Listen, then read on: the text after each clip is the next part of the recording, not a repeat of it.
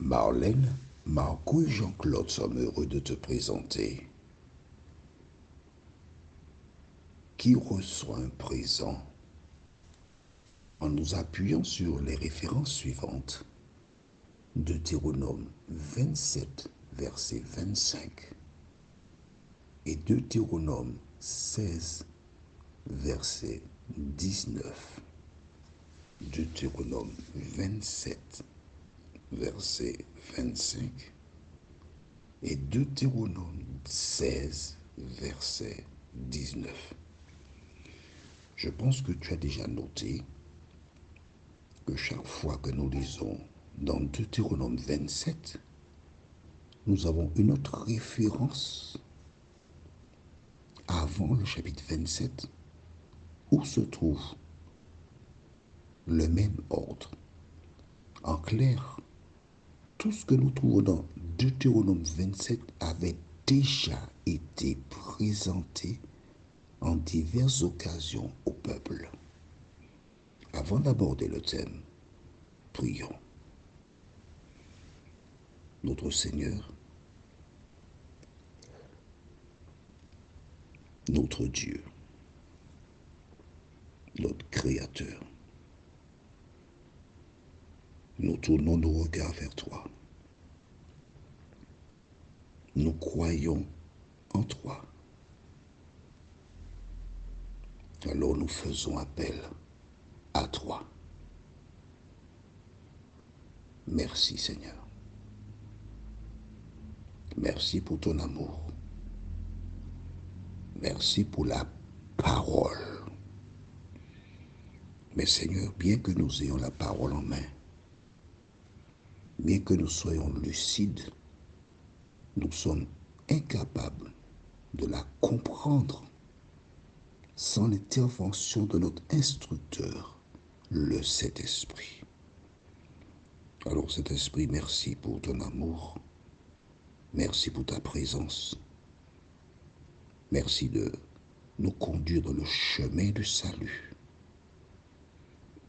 Aide-nous à appliquer cette parole dans nos cœurs, nous en prions. Au nom de Jésus pour ta gloire éternelle. Amen. Rappel 3. Nous allons encore lister les différentes malédictions. Verset 15.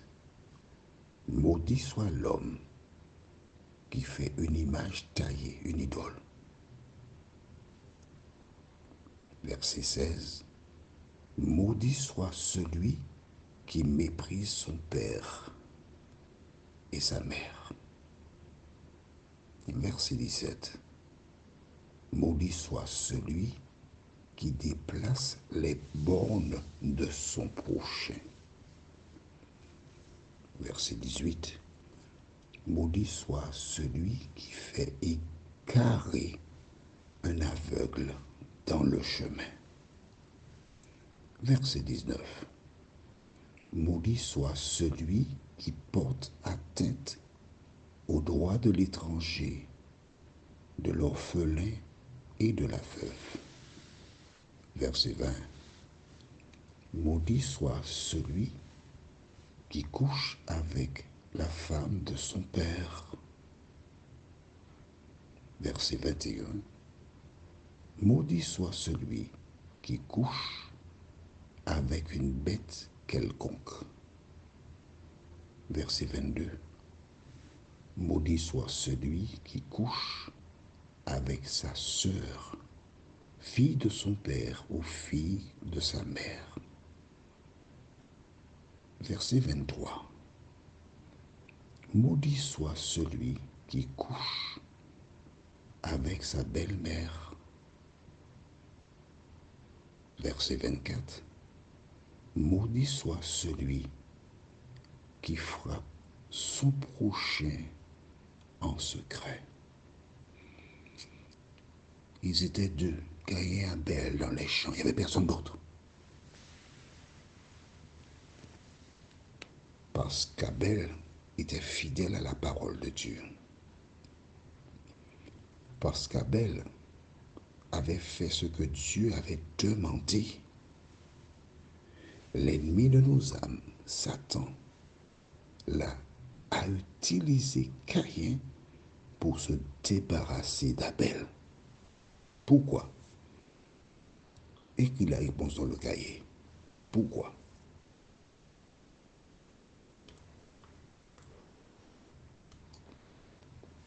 Tout simplement parce qu'Abel était fidèle à Dieu. Et puisque Dieu avait dit à Ève, ta postérité écrasera la tête du serpent, Satan a compris qu'Abel était celui qui viendrait lui écraser la tête. Il a fait mettre à mort. Il s'est débarrassé d'Abel parce qu'il était fidèle à Dieu. Du reste, la Bible déclare, tous ceux qui veulent vivre pieusement en Jésus-Christ seront persécutés. Ils seront persécutés. Que tu le veuilles ou pas. Et depuis le récit de Caïn et Abel, nous voyons qu'à travers les siècles,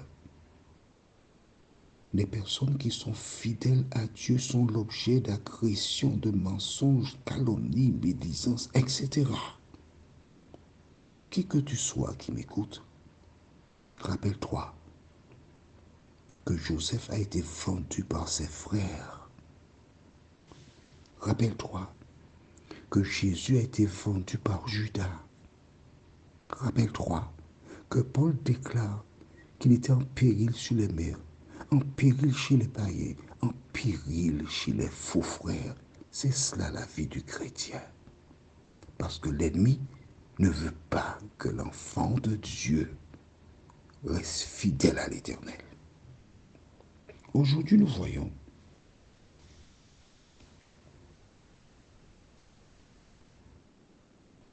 dans Deutéronome 27, le verset 25.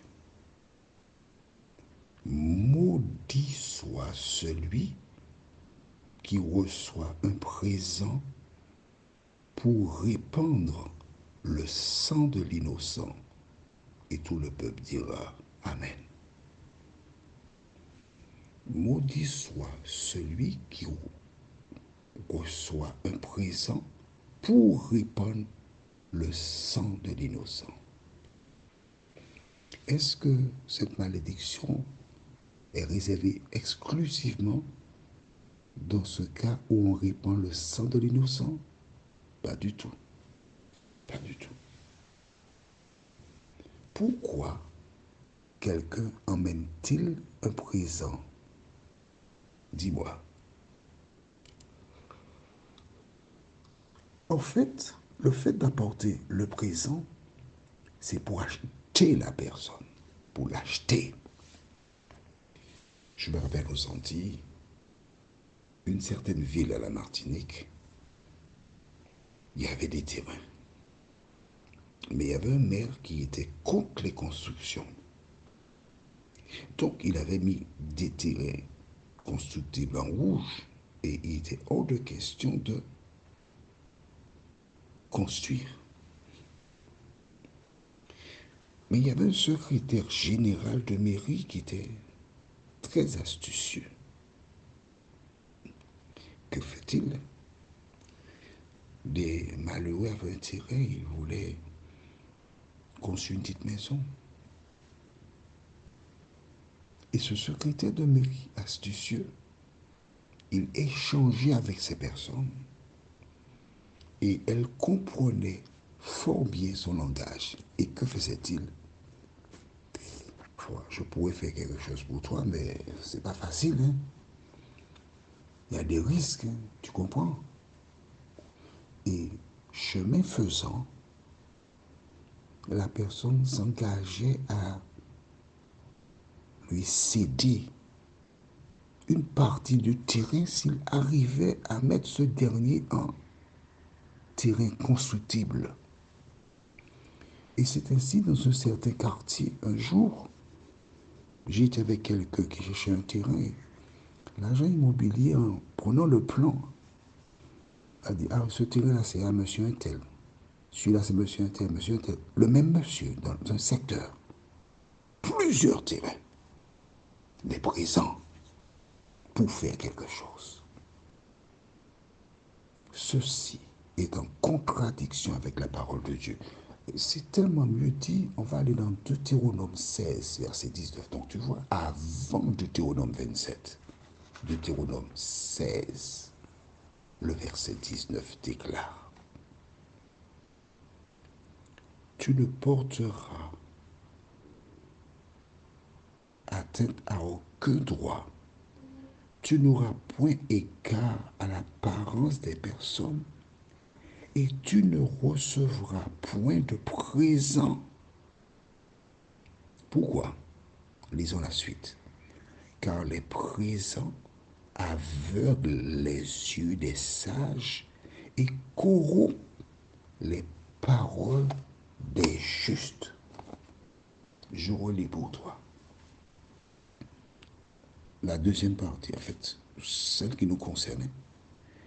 Et tu ne recevras point de présent, car les présents aveuglent les yeux des sages et corrompent les paroles des justes. Ne reçois pas de présent. Parce que dès qu'on t'apporte un présent, qu'est-ce que ça fait?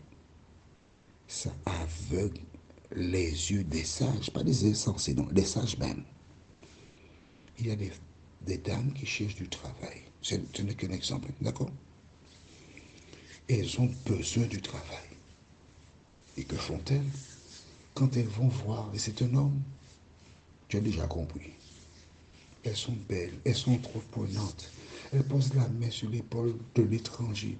Et puis elles regardent dans les yeux. J'ai besoin du travail. Donne-moi le travail.